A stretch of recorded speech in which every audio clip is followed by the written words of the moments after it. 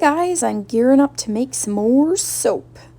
You will notice, well, you may notice, I don't know, maybe you won't, but this batter is a little bit whiter than it normally is. I did put some titanium dioxide right into the lye solution, so when I strained it, you may have noticed it was extra white as well.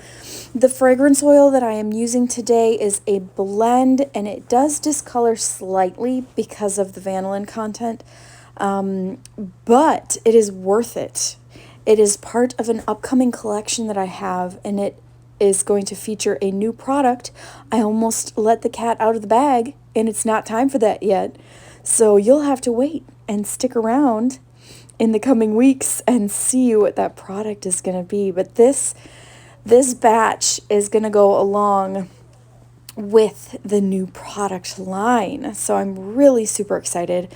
This one was a really subtle color meld. I wanted some really nice wispy lines, and I got that. I just love how this batch came together. Sometimes it's frustrating because something will accelerate or it won't really work how you plan, but this batch just felt really, really good. So this yellow is Bright Yellow Raincoat from Mad Micas. This white is just titanium dioxide in the batter. So I added a little extra to this particular pitcher. And then this one was Sparkle Sunshine, and you can see that it looks a little bit more tan. And that's what Sparkle Sunshine will do in cold process soap. If you sprinkle it over the top of the soap, it'll be super luminous gold, crisp, bright, cheery, sparkly. But if you put it inside of the batch, there will be sparkle, but it will turn the batter more of a tan color. So I advise people, if they're looking for a true gold, to add some yellow, and that'll end up giving you more of a gold effect than an actual gold will, oftentimes. If you sprinkle it over the top, like I said, it's going to be golden, literally, pun intended. But for the inside, it does go this tan color, which honestly, I wanted that. I wanted the subtleness of just a creamy yellow white blend of wispiness. I don't know if there's an actual name for this particular technique. I've done it almost since the beginning of my soap making career. I've done it with a lot of like different colors and stuff, but I just absolutely love it. It seems to give more of a uniform wispiness rather than like having a big chunk of white and a big chunk of yellow and a big chunk of tan. It's more of a uniform effect, especially if you kind of put the same amount of each color per drop into the bucket. Like when I was pouring the different colors into this white bucket, I kind of counted like 1, 2, 3, 4, and then moved on to the next color. 1, 2, 3, 4. So if you do that, it gives you a nice uniform look, and there's not any one color that really stands out more than the others. It's more of a nice blend.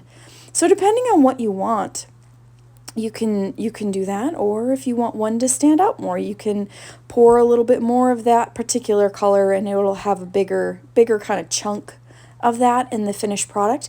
This also, you kind of have to wait for the ideal trace. If you do it too thin, they kind of all morph together. If you do it too thick, it can be, well, you know, your heart races, and it's hard because you're like dumping it in to the mold, praying you have enough time to get in there before it solidifies completely. So I did reserve a tiny little bit of each of the colors for the top design. I wanted, again, just a wispy, subtle design on the top, but I did want a little pop of that golden Sparkle Sunshine. I don't think I said it, but that's from Mad Micas. I can't remember if I did or not.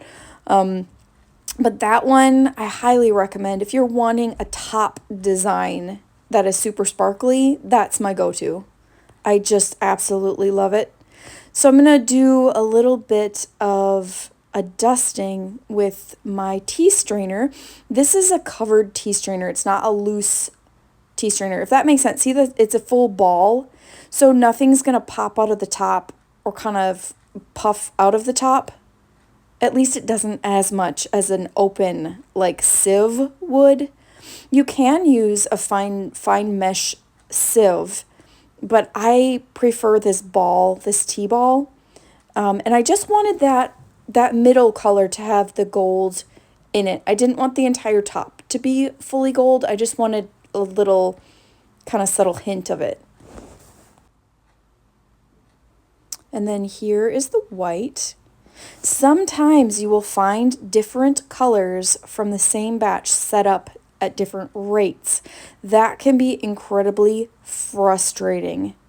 But I try to remember that soap is soap. Soap has a mind of its own. And soap, it's like a printer. It feels when you're in a rush. It can tell. But it is very responsive to very subtle delicacies like the temperature and humidity and all of those things. And part of learning is just not getting it right. Is having your white set up way faster, or your green set up way faster, or your gold set up way faster, and then wondering what to do. So it's okay. It's all part of the process. Thankfully, this batch was super uniform in the colors setting up at the same time. So it wasn't like the white was super thick and the yellow was super runny, because then you just kind of get big chunks of white. And titanium dioxide honestly is quite notorious for setting up a little bit faster. So yeah, it's fun to notice patterns. And if you are a new soap maker or you are an experienced soap maker and haven't done this in the past, I'd encourage you to write notes on each and every one of your batch recipes. I print out a recipe for each and every batch, and then I write notes. So if something went a little wonky, if, it accelerated or the white accelerated or I was using a new fragrance oil, I want to keep all those notes so I can go back to them. Especially if you are selling, you need to have accurate labels. And in order to do that, if you don't write everything down, like what if you added a colorant but you didn't write it down on your recipe and you don't write it on your label? That's kind of false advertising without the kinda, because you're saying these are the ingredients. What if somebody's allergic to something you put in and you forgot to write it on the label? That's one of the reasons why I keep really stringent notes for each and every batch, but also for my own sake, so I can learn and I can draw upon my past experiences when I'm wanting to try something. Or if a fellow maker is like, hey, have you ever soaped with this particular ingredient, or have you ever soaped with this particular fragrance oil, I can go back in my notes. So even if I don't remember off the top of my head, I can help someone else out, and their experience may turn out to be different than mine, but I can give them mine.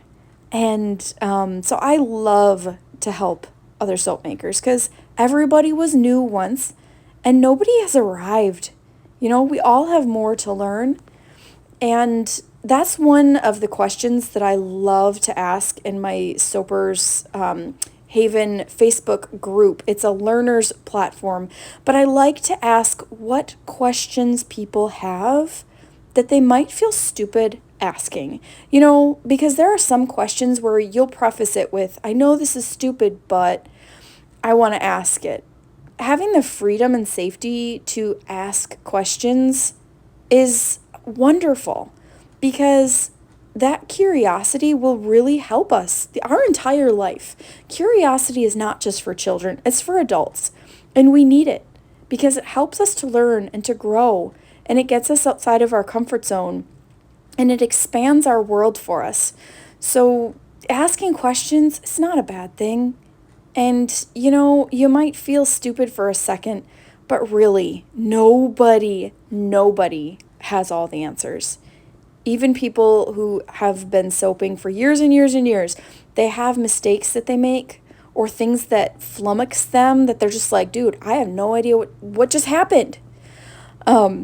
Moving on, this stamp is one that I'm asked about the most. I got it on Amazon. It is a biscuit stamp. It is customizable. It was only $5. The one that I got is no longer available, but they have lots of other ones. So just go on to Amazon, check out biscuit stamps, cookie stamps, bakery stamps, anything like that. They'll have lots of options for you to choose from. So you can see the really subtle gold on the top. I love it. I love it. I love those little veins. They're so gorgeous. So there it is. Thank you so much for watching this video, guys. As always, my name's Martha. I'm the owner and operator at Blue Haven Soapery. You can find all my goodies at bluehavensoapery.etsy.com. If you're watching this video shortly after it's published, I'm also running a sale in my shop. It's 25% off, and I newly launched a collection. It is the Pirates Cove collection. There are lots of fun mysteries with this one, so go check it out.